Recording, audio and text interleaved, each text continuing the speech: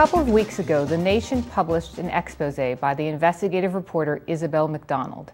Based on a year of painstaking research, Macdonald's article revealed that Lou Dobbs, the former CNN host who had made his name and his fortune railing against the people he called illegals, had in fact relied on their labor for years for the upkeep of his multi-million-dollar estates and prize-winning show horses. The article, entitled Lou Dobbs, American Hypocrite, made waves throughout the media, and Dobbs was compelled to defend himself, which he did unconvincingly, insisting that because the workers were employed by third-party contractors, he was not technically guilty of hypocrisy.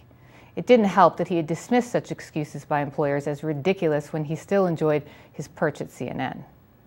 In light of the role Lou Dobbs played in ratcheting up anti-immigrant rage and paranoia in this country, spreading fears of immigrants carrying diseases like leprosy, his humiliation was richly deserved. But all the attention to his hypocrisy risks obscuring the deeper lesson here, that undocumented workers are so thoroughly woven into the fabric of our economy that even a professional immigrant-basher like Dobbs, someone who had a lot to lose from potential exposure, couldn't avoid relying on their labor. On any given day, we've all probably eaten fruit harvested by undocumented workers or meat they butchered.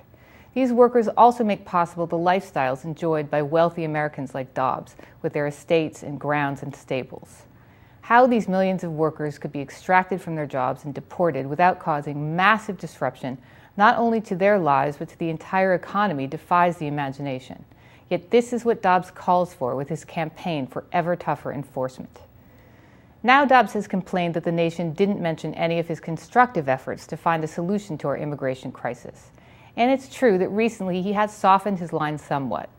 But will he lend his full-throated support to a program of legalization that brings the millions of workers who toil in the shadows out into the open so they can stand with American workers to demand decent wages and fair treatment for all?